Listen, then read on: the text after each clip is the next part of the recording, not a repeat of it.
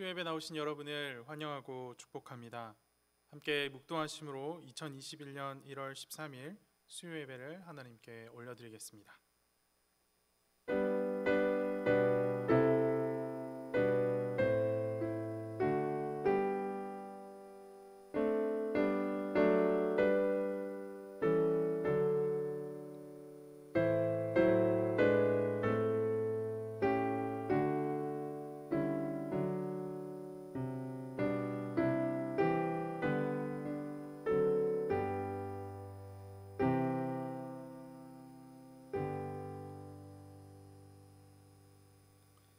사랑과 자비가 충만하신 하나님 아버지 감사합니다.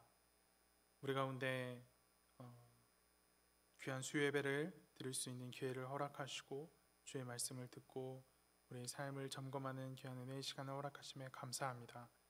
이 시간 주님 앞에 나아갈 때에 우리의 마음이 정말 신령과 진정으로 주님을 예배할 수 있도록 주님 우리를 붙들어 주시고 모든 예배를 통해 주님 홀로 영광이 될 수 있도록 인도하시고 함께하여 주시옵소서. 붙으실 줄 믿습니다. 이 모든 말씀 살아계신 예수 그리스도 이름으로 기도합니다. 아멘. 함께 찬송가 202장 죄에서 자유를 얻게 함은 찬양하겠습니다. 제 찬송가는 268장입니다.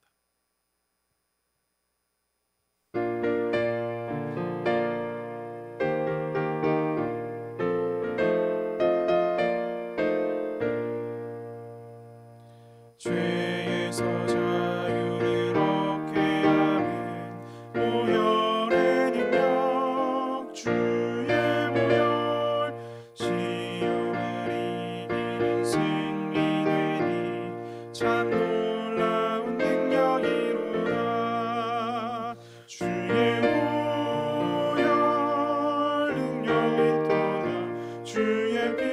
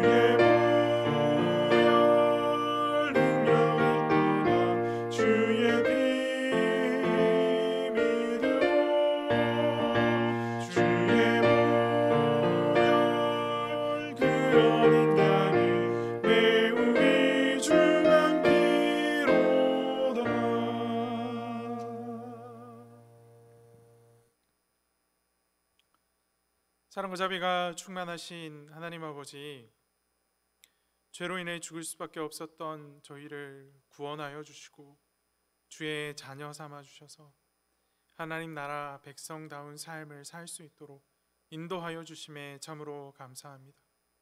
우리의 삶에 성령의 충만함을 허락하여 주셔서 자로나 우로나 치우치지 않는 하나님의 말씀에 중심한 삶을 살게 하시니 또한 참으로 감사합니다. 우리는 주의 구원의 은혜와 말씀하시고 인도하시는 은혜 가운데 살지만 여전히 주의 말씀 가운데 온전하지 못하고 여전히 죄의 종노릇하며 살아갈 때가 많음을 주님 앞에 돌아봅니다. 주님, 우리를 용서하여 주시고 하나님 아버지, 우리를 죄에서 자유케 하신 그 보혈의 능력이 우리 삶 가운데 늘 아름답고 멋지게 드러날 수 있도록 인도하시고 함께하여 주시옵소서. 주님, 이 시간 주님 앞에 말씀 듣기를 간절히 소망합니다. 주의 말씀 앞에 우리의 연약함과 부족함을 하나님 명확하게 보게 하시고 말씀이 우리 가운데 제시하고 요청하는 삶의 변화가 하나님 아버지 말씀을 듣는 시간들과 함께 이 예배의 시간과 함께 하나님 우리의 삶 가운데 열매 맺어질 수 있도록 인도하여 주시옵소서. 예배를 시작하는 시간입니다. 마치는 시간까지 주님 동행하여 주시고 이 모든 시간들 통하여서 주님 홀로 영광받아 주시옵소서. 함께 하실 줄 믿습니다. 이 모든 말씀 살아계신 예수 그리스도 이름으로 기도합니다. 아멘.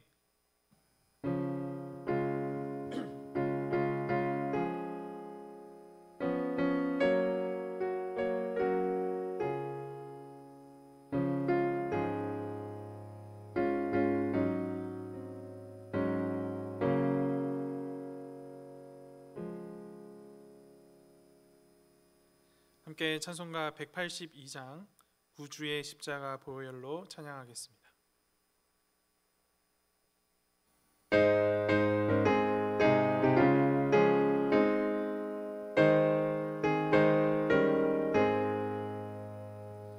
구주의 십자가 보혈로 죄 씻음 받기를 원하네. 내 죄를 씻으신 주 이름 찬송합시다.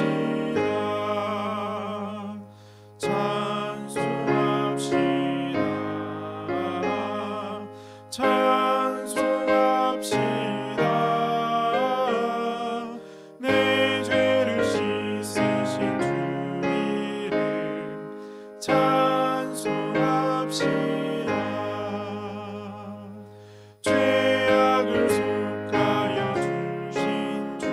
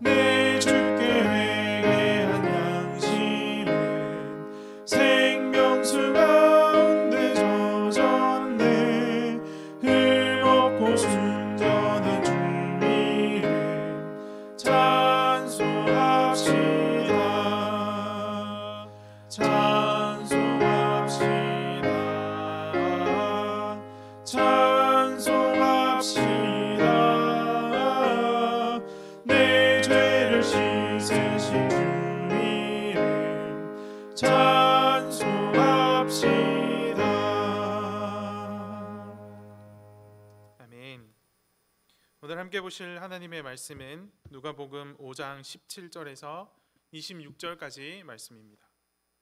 누가복음 5장 17절에서 26절까지 말씀, 다 찾으신 줄로 알고 제가 봉독하도록 합니다. 하루는 가르치실 때에 갈릴리의 각 마을과 유대와 예루살렘에서 온 바리새인과 율법 교사들이 앉았는데 병을 고치는 주의 능력이 예수와 함께하더라. 한 중풍병자를 사람들이 침상에 메고 와서 예수 앞에 들여놓고자 하였으나 무리 때문에 메고 들어갈 길을 얻지 못한지라 지붕에 올라가 기와를 벗기고 병자를 침상째 무리 가운데로 예수 앞에 달아내리니 예수께서 그들의 믿음을 보시고 이르시되 이 사람아 내 죄사함을 받았느니라 하시니 서기관과 바리새인들이 생각하여 이르되 이 신성 모독하는 자가 누구냐 오직 하나님 외에 누가 능히 죄를 사하겠느냐. 예수께서 그 생각을 아시고 대답하여 이르시되 너희 마음에 무슨 생각을 하느냐 내 죄사함을 받았느니라 하는 말과 일어나 걸어가라 하는 말이 어느 것이 쉽겠느냐. 그러나 인자가 땅에서 죄를 사하는 권세가 있는 줄을 너희로 알게 하리라 하시고 중풍병자에게 말씀하시되 내가 내게 이르노니 일어나 내 침상을 가지고 집으로 가라 하시매 그 사람이 그들 앞에서 곧 일어나 그 누웠던 것을 가지고 하나님께 영광을 돌리며 자기 집으로 돌아가니 모든 사람이 놀라 하나님께 영광을 돌리며 심히 두려워하여 이르되 오늘 우리가 놀라운 일을 보았다 하니라. 아멘. 오늘은 이 누가복음 5장 17절에서 26절 말씀과 함께 죄의 문제라는 제목으로 말씀을 나누도록 하겠습니다. 어느 날 예수님께서 제자들과 또 무리들 앞에 하나님의 나라와 또 주님께서 가르치시는 많은 교훈들을 가르치고 계실 때였습니다. 그런데 그날은 평소와는 다르게 좀 생소한 얼굴들이 많이 보입니다. 오늘 본문을 보면 그곳에 갈릴리와 유대의 모든 마을과 예루살렘에서 온 바리새인들과 율법학자들이 모여 앉아 있었다라고 말을 하고 있습니다. 여러분들도 잘 아시다시피 바리새인은 백성들에게 경건한 사람이다라고 여겨지는 율법을 잘 지키는 사람들이었고 율법 교사는 성경과 율법에 정통한 자로서 백성들에게 율법을 가르치는 자들이었습니다. 오늘날로 따지면 교회의 선생, 교회의 지도자들, 그리고 신학자와 같은 자들이 예수님의 가르침을 듣고자 찾아와 있는 상태인 겁니다. 재미있는 것은 갈릴리와 유대의 모든 마을과 예루살렘에서 이들이 모였다라고 표현하는 겁니다. 전국 각지에서 바리새인들과 율법 교사들이 예수님을 보기 위해 모인 것이죠. 그 중에는 예루살렘에서 온 자도 있다라고 기록하고 있습니다. 당시 율법과 또 유대 신앙의 중심지가 예루살렘이었음을 생각해 볼 때 이스라엘의 탁월한 지도자들 중에서도 지도자로 손꼽히는 그런 자들, 그런 신학자들이 예수님을 보기 위해 지금 모여 있는 상황이다라는 것을 본문을 통해 보게 됩니다. 그렇다면 이들은 무슨 목적으로 예수님을 찾아온 것일까요? 진리를 찾아온 것일지 아니면 그저 신비한 일을 행하는 사람이 있다 하니 한번 구경 가자, 흥미를 쫓아 찾아온 것인지 우리는 말씀이 이들이 왜 찾아왔는가를 명확하게 언급하지 않기 때문에 정확하게 알 수는 없습니다. 다만 전국 각지에서 모였음에도 그들이 한 날, 한 시, 한 자리에 있는 것으로 보아 이 모임이 이들이 이렇게 모여 앉은 것이 우연히 모인 것 같지는 않아 보입니다. 요한복음 1장 19절에 보면 세례 요한이 자신의 맡은 바의 사역을 시작하고 그 사역을 시작하자 많은 백성들이 그를 따르기 시작했는데 많은 백성들이 그를 따르기 시작하자 이 유대인 대표들이 저 사람 도대체 무슨 사람이지, 뭐 하는 사람인지 궁금해하고 자신들의 대표를 뽑아서 요한에 대한 조사를 하는 모습을 이 요한복음 1장 19절 말씀을 통해서 확인할 수가 있습니다. 이런 사례가 있었음을 기억해 볼 때 예수님의 지금의 경우도 굉장히 비슷하지 않을까 싶습니다. 예수님이 이적을 행하시고 또 굉장히 센세이셔널한 가르침들을 가르치시자 당시의 종교 지도자들, 당시의 유대인들의 대표자들이 저 사람은 과연 누구인가? 우리가 한번 조사하여 보자 라고 해서 사람을 보낸 그런 상황이 아닐까 생각을 해봅니다. 예수님은 자신에 대해 조사하고자 모인 자들 앞에서 천국 복음을 가르치는 동시에 그에게 나오는 아프고 병든 자들을 치료하기 시작하셨습니다. 17절 말씀을 보십시오. 하루는 가르치실 때에 갈릴리의 각 마을과 유대와 예루살렘에서 온 바리새인과 율법 교사들이 앉았는데 병을 고치는 주의 능력이 예수와 함께 하더라. 예수님께서 가르치시는 때에 그 많은 사람들이 모여 앉아 있는데 그때 동시에 무슨 일이 일어났느냐? 본문의 표현대로 하면 병을 고치는 주의 능력이 함께 드러났다라고 표현되고 있습니다. 전국 각지에서 모여든 교회 지도자들과 신학자들이 지켜보는 가운데 병 고침의 은사를 주님께서 드러내 보이신 겁니다. 예수님의 가르치심과 치유가 병 고침의 그런 모습들이 계속 이어지는 중에 그 중에 오늘 굉장히 독특한 사건이 벌어지는 것을 본문이 우리 가운데 보여주고 있습니다. 18절 19절 말씀입니다. 한 중풍병자를 사람들이 침상에 메고 와서 예수 앞에 들여놓고자 하였으나 무리 때문에 메고 들어갈 길을 얻지 못한지라 지붕에 올라가 기와를 벗기고 병자를 침상째 무리 가운데로 예수 앞에 달아 내리니 어떤 한 무리의 사람들이 중풍병에 걸린 사람을 침상에 눕힌 채로 그대로 데려왔습니다. 아마도 이 중풍병자는 자신의 오랜 병으로 인해서 완전히 몸이 마비되어 꼼짝달싹하지 못하는 상태에 있었던 것 같습니다. 예수님께 다가와서 예수님께 치료를 부탁하면 이가 나을 줄로 믿고 이들은 예수님께 찾아왔지만 예수님 주변에 사람이 너무 많아서 가까이 갈 수가 없었습니다. 이때 이들에게 기발한 아이디어가 하나 떠오릅니다. 지붕을 뚫어서 병자를 침상에 누인 채로 그대로 매달아 내리는 겁니다. 생각해보면 이 아이디어가 간절했던 병 치료가 간절했던 그들에게는 획기적인 아이디어였지만 사실 그 집 주인에게는 굉장히 무례하고 황당한 방법이기도 했겠다라는 생각이 듭니다. 지붕이 뜯겨져 나가는 것을 지켜보는 집주인의 마음은 얼마나 어려웠을까라는 생각이 듭니다. 하지만 그럼에도 불구하고 이들에겐 다른 방도가 없었습니다. 치료를 받을 수 있는 유일한 길이 예수님 앞에 나아가는 것이기 때문에 병 고침을 받을 유일한 방법을 향해 이들은 과감히 지붕을 뜯고 예수님께 나아갈 수밖에 없었던 겁니다. 그런데 그런 그들에게 예수님은 굉장히 의외의 말씀을 전하십니다. 20절 말씀을 보십시오.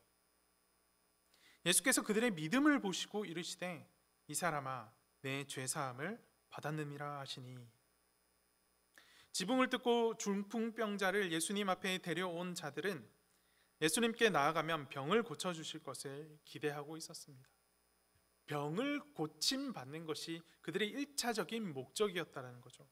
그런데 막상 예수님 앞에 그 병자를 데려다 놓았는데 예수님께서는 지금 병에 대해서는 아무 말씀이 없으시고 병과는 전혀 상관없어 보이는 죄에 대한 문제를 언급하고 계십니다. 전신이 마비되어 침상에 누워 아무것도 할 수 없는 중풍병자에게 막연하고 추상적이며 또 누구나 다 가지고 있는 이런 죄에 대한 문제는 실은 지붕을 뜯을 만큼 시급하거나 절실한 문제가 아니었습니다. 그들에게 정말 절실하고 시급한 것은 병을 고침받는 것이었죠. 예수님이 이런 그들의 그 조급한 마음을 모르셨을 리가 없습니다. 그럼에도 불구하고 예수님은 죄에 대해서 언급하십니다. 왜 하필 이 시점에서 예수님은 이 죄에 대한 이야기를 언급하신 것일까요? 답은 간단합니다. 예수님의 치유 사역에 담긴 참된 의미를 전달하기 위해서입니다. 그곳에 모인 많은 사람들이 병이 치유되는 과정을 통해 죄의 사함의 의미를 발견하길 원하셨던 겁니다. 인간에게 있어서 육체의 질병보다 더 불행하고 비참한 근본적인 질병이 바로 죄에 있다라는 사실을 알리고 싶으셨던 겁니다. 예수님께서는 사람들의 질병이 전신을 마비시켜 움직일 수 없게 하는 불행과 비참을 보는 것으로 그치시지 않고 사람의 영혼을 무력하게 마비시켜 무의미한 생을 살게 하는 죄의 문제의 심각성에 그 모인 사람들이 눈을 뜨기를, 그 심각성을 인지하기를 원하셨던 것입니다.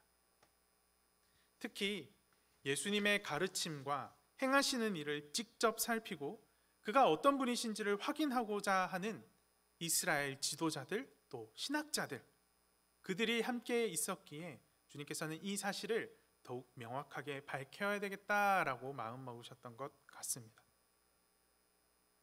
그리고 예수님께서 실제로 중풍병자를 향해 내 죄 사함을 받았느니라고 하셨을 때 사실 중풍병자는 그다지 큰 리액션을 보이거나 그 주변에 있는 사람들이 뭔가 액션을 보이지는 않는데 오히려 예수님이 어떤 존재인가 알아보려고 왔던 바리새인들과 서기관들이 반응을 보이기 시작합니다.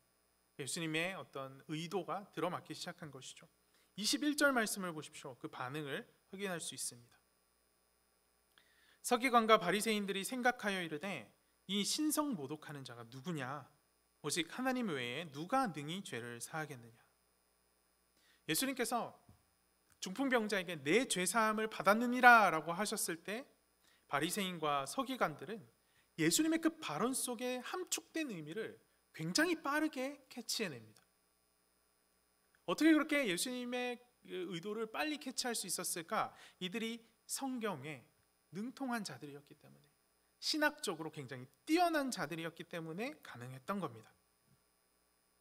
정말로 성경에 가르치는 바에 따르면 죄를 사하는 권세는 오직 하나님께만 있습니다. 그것은 인간에게 주어진 일이 아닙니다. 그 어떤 뛰어난 인간이다 할지라도 그 죄를 사하는 일은 오직 하나님만 하실 수 있는 것이지 인간이 감당할 수 없는 일입니다.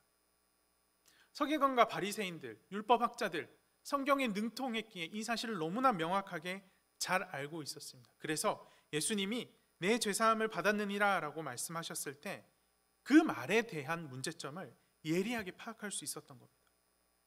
하나님 외에는 죄사함을 구할 자가 없는 법인데 이 사람 도대체 뭐 하는 거지? 라고 이 예리하게 문제점을 파고든 것입니다. 하지만 그들은 그들 앞에 계신 예수님께서 우리와 같은 인간이신 동시에 참 하나님이시다라는 사실은 깨닫지 못했습니다. 그 사실은 파악하지 못했습니다. 예수님을 사람으로만 보았기에 죄를 사하시는 예수님에 대하여 신성모독이다라고 생각할 수밖에 없었던 겁니다. 예수님께서 이들의 생각을 아시고 오히려 되물으십니다. 22절, 23절 말씀을 보십시오. 예수께서 그 생각을 아시고 대답하여 이르시되 너희 마음에 무슨 생각을 하느냐? 내 제사함을 받았느니라 하는 말과 일어나 걸어가라 하는 말이 어느 것이 쉽겠느냐? 죄를 사하는 일과 일어나 걸어가라 하는 말 중에 어떤 것이 더 쉬울까요? 여러분은 어떻게 생각하십니까? 이 문제를 정말 인간적으로 평범한 인간의 입장에서 생각을 해보면 사실 어느 것이 더 쉽고 어느 것이 더 어렵고 판단할 수 없는 문제입니다. 왜? 평범한 사람의 입장에서는 둘 다 불가능한 것이기 때문이죠. 그럼에도 더 어려운 일을 꼽는다라고 한다면 당연히 죄를 사하는 일일 겁니다. 왜? 사람이 사람을 치료하는 경우가 간혹 있기는 했죠. 하지만 죄를 사하는 일은 오직 하나님께만 부여된 일이었기 때문에 하나님께서만 하실 수 있는 일이었기 때문입니다. 예수님은 이 질문을 던짐으로써 바리새인들아, 서기관들아, 율법학자들아, 원칙적으로 따지면 너희의 생각이 다 맞아. 나도 그거 인정한단다 라고 말씀하신 것입니다. 하지만 얘들아, 거기서 멈추지 말고 너희가 더 알아야 할 것이 있어 라는 사실을 밝히신 겁니다. 24절 말씀 보십시오. 그러나 인자가 땅에서 죄를 사하는 권세가 있는 줄을 너희로 알게 하리라 하시고, 중풍병자에게 말씀하시되 내가 내게 이르노니 일어나 내 침상을 가지고 집으로 가라 하시매, 인자가 땅에서 죄를 사하는 권세를 가졌음을 너희로 알게 하려 함이라.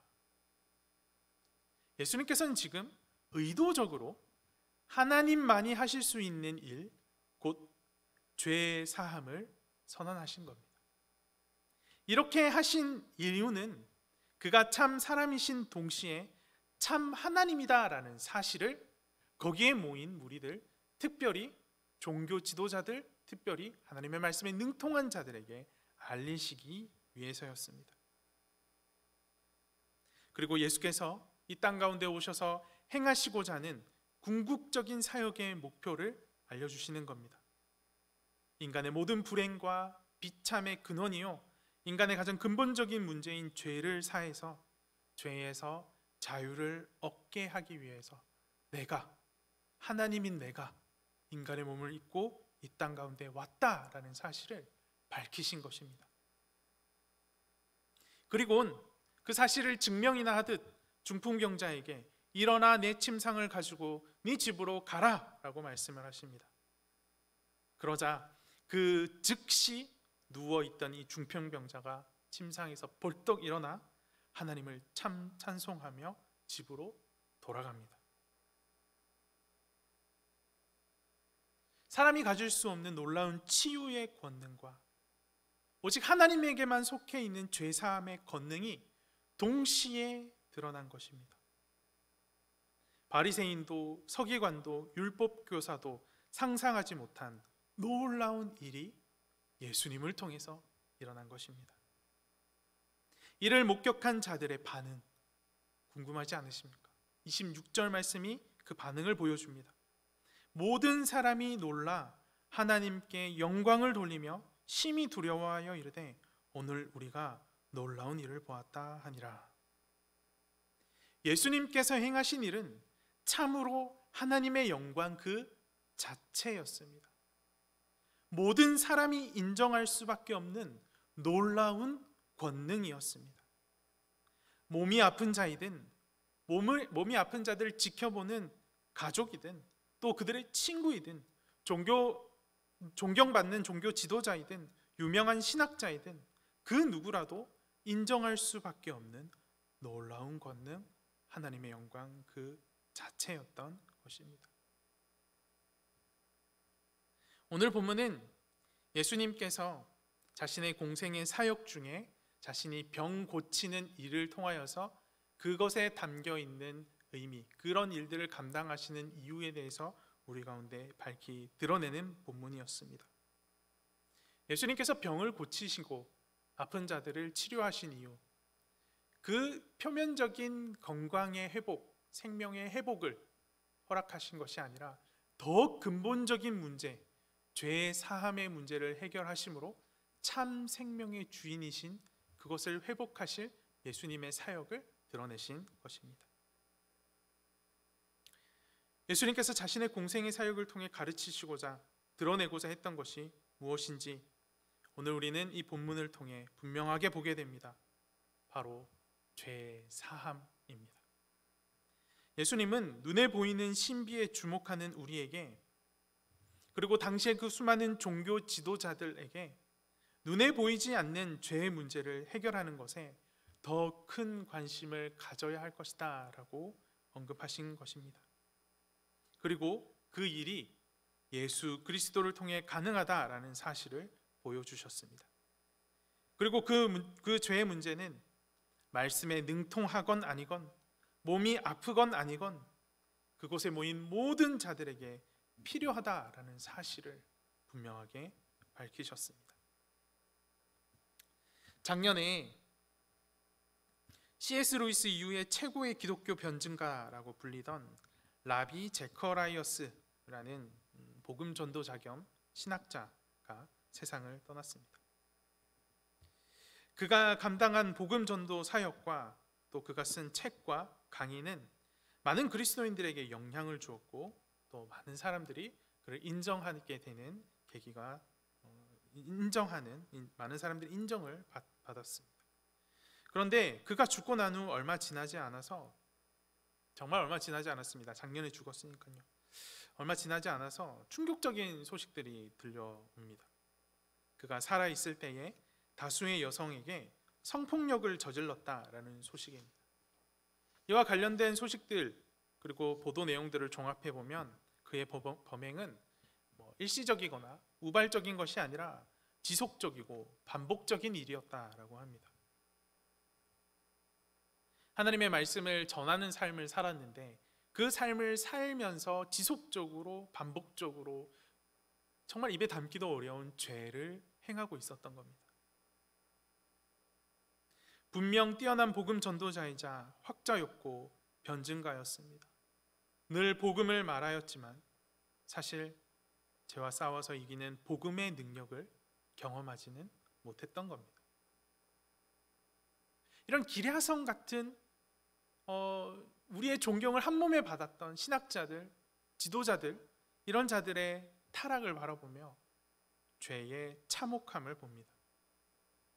아무리 뛰어난 신학자라 할지라도 실제로 복음의 능력으로 살지 않으면 죄 사함을 허락하시는 예수 그리스도를 만나지 못하면 여전히 죄의 종노릇하며 살 수밖에 없다라는 것을 분명하게 확인하게 됩니다. 예수님께서 죄 사함의 권능을 드러내시고 강조하신 이유가 바로 여기에 있습니다. 죄를 해결하고 죄를 이겨내는 문제야말로 모든 인간에게 반드시 필요하고 가장 중요한 일이기 때문입니다. 많이 배웠든 적게 배웠든 몸이 아프든 아프지 않든 그들에게 가장 중요한 것이 바로 이 죄 사함의 문제다라는 겁니다. 인터넷상에서 사용되는 말 중에 까방권이라는 말이 있습니다. 까임 방지권이라는 말의 줄임말로 잘못을 저질렀을 때 비난이나 악성 댓글을 면제받을 수 있는 권리를 말합니다. 까임은 남을 욕하는 행위를 뜻하는 것으로 까방권은 과거에 선행을 했거나 공익을 위해 활약한 사람이 앞으로 잘못된 행동이나 실수를 했을 경우에도 비난하지 않겠다라는 의미를 담고 있습니다. 스포츠 선수나 연예인 등에게 대중이 호감을 나타낼 때 주로 사용되죠. 그런데 간혹 예수를 믿는 것이 까방권을 획득한 것처럼 여기는 분들이 있는 것 같습니다. 난 예수 그리스도 믿었으니까 내가 조금 죄 지어도 내가 조금 죄에 관용적인 태도를 보여도 주님은 결국 나를 용서하실 거야 라는 태도입니다. 굉장한 오해이지요.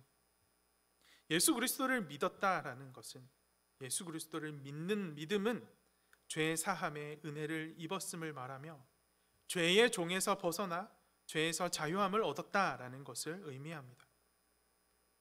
죄에서 자유를 얻었다라는 것은 어떤 죄를 지어도 상관없는 까방권을 얻었다라는 말이 아닙니다. 예수님이 나를 위해 대신 죽으시고 사심으로 우리를 죄의 자녀 삼으시고 성령의 충만함을 허락하셔서 이제는 그 성령과 동행함으로 죄와 싸울 수 있는 힘, 죄와 싸워서 이겨낼 수 있는 힘을 우리 가운데 허락하셨다는 내용입니다. 은혜로, 그 예수 그리스도의 십자가 은혜로 우리의 삶이 성령 하나님의 도우심으로 말미암아 점점 더 성화되어져 가는 것을 의미합니다. 죄를 지어도 상관없는 인생이 아니라 죄와 싸워가는 인생을 살게 되는 것이 바로 예수를 믿는다라는 믿음에 담긴 내용인 것입니다. 예수님은 우리에게 죄에서 자유할 수 있는 힘을 허락하셨습니다. 예수님을 따르는 우리는 죄에서 자유함을 누리며 살 수 있습니다. 죄의 유혹을 예수 그리스도와 함께 말씀과 함께 성령 충만함으로 이겨낼 수 있게 되었습니다. 그렇다면 여러분, 예수께서 우리 가운데 허락하신 이 죄에서 자유하는 힘, 우리는 실제로 우리의 삶 속에서 죄에서 자유함을 누리고 있는지요?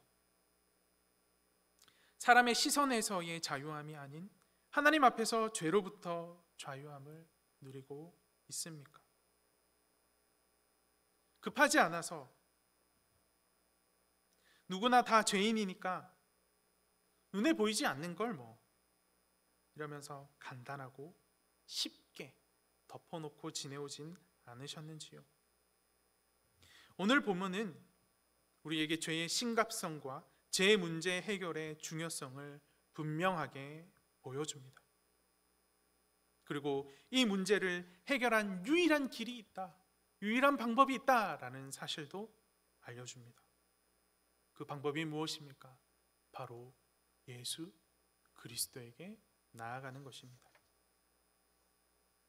오늘 본문 바로 앞에 나병 들린 사람을 깨끗게 하신 예수님의 사역이 등장합니다. 오늘 아침 기도의 말씀으로 함께 나누었던 본문이지요. 이 본문을 보면 예수님께서 그 온몸이 썩어 문드러진 그 나병 환자에게 손을 얹으시고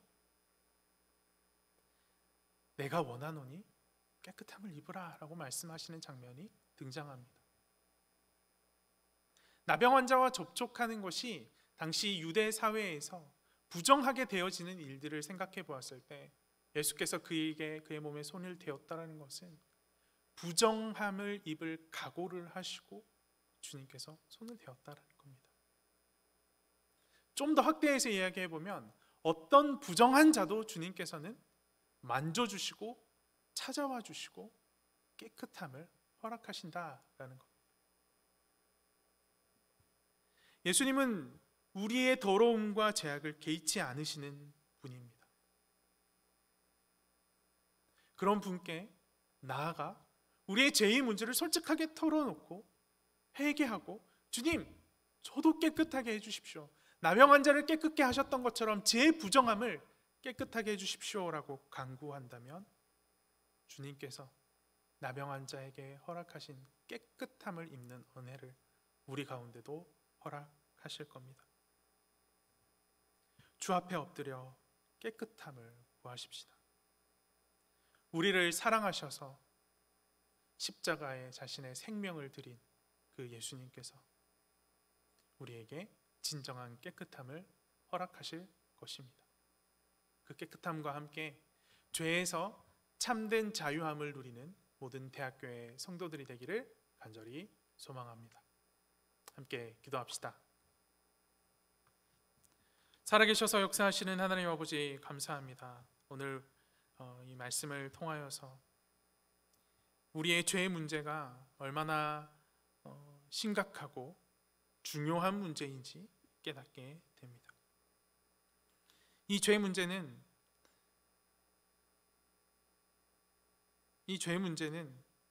그 사람이 많이 배웠건 적게 배웠건 성경을 잘 알건 잘 모르건 또 그 사람의 지위가 높건 낮건 상관없이 모든 이에게 반드시 해결되어야 할 문제임을 오늘 말씀을 통해 분명하게 확인하오니 주님, 내가 거한 위치, 내가 이런 사람이고 내가 얼마나 오랫동안 신앙생활 했는데 이런 것으로 우리의 눈이 가려지지 않게 하여 주시고 솔직하게 정말 정직하게 내가 행하는 것으로 인함이 아니라 내 속의 부정함들을 나만 알고 있는 그 누구에게도 보이지 못하는 그 부정함들을 주님 앞에 솔직하게 쏟아놓고 회개의 자리로 나아가는 귀한 은혜가 있도록 인도하여 주시옵소서. 말씀을 통해 주님은 우리의 부정함을 치유하실 수 있는 분이며 우리의 부정함을 개의치 아니하시는 분임을 확인하게 됩니다. 주님, 어떤 상황에라도 우리를 사랑하시는 주님 앞에 주님 우리의 더럽고 추악함을 솔직하게 가지고 나아가오니 주님 우리를 용서하시고 정결하여져서 주님 나라에 어울리는 하나님 나라 백성다운 거룩한 자로 거듭나게 하여 주시옵소서. 바라기는 우리 모든 대학교의 성도들이 겉과 속이 다른 신앙생활을 하지 않기를 간절히 소망합니다. 겉은 멀쩡하지만 속은 부패하여 부정하여진 신앙생활하지 않기를 간절히 소망합니다. 주님, 우리의 겉과 속이 주님 앞에 분열되지 않는 은혜를 허락하여 주시옵소서. 말씀에 반응하여 회개함으로 하나님 아버지, 우리가 주님 앞에 결단한 것들, 겉과 속이 분열되지 않는 것들이 이루어질 줄로 믿사오니 주님, 이 밤 말씀이 끝나고 함께 기도함으로 주님 앞에 나아갈 때 우리 모든 대학교의 성도들이 회개함으로 정결함을 얻는 은혜를 허락하여 주시옵소서. 함께 하실 줄 믿습니다. 이 모든 말씀 살아계신 예수 그리스도 이름으로 기도합니다. 이제는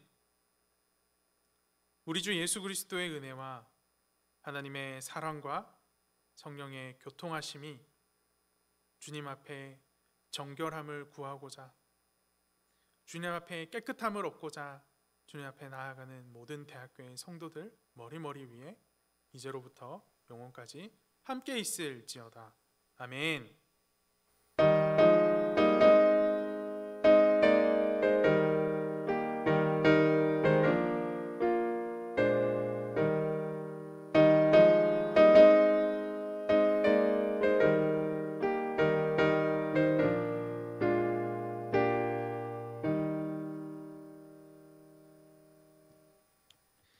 함께 수요 예배에 나오신 여러분, 다시 한번 환영하고 축복을 합니다. 오늘 주어진 말씀과 함께 참된 회개가 있게 하시고 참된 정결함이 우리 가운데 회복되는 은혜가 있기를 간절히 소망합니다. 코로나 상황이 약간 수그러드는 듯하지만 여전히 굉장히 위험한 수준을 이어가고 있습니다. 언제 어디서든지 방역 수칙 잘 지키시고 건강에 유의하셔서 아픈 소식이 전해지지 않도록 은혜 가운데 함께하여 주시길 소망합니다. 다음에 다시 만나는 그 생각까지 평안하십시오. 샬롬.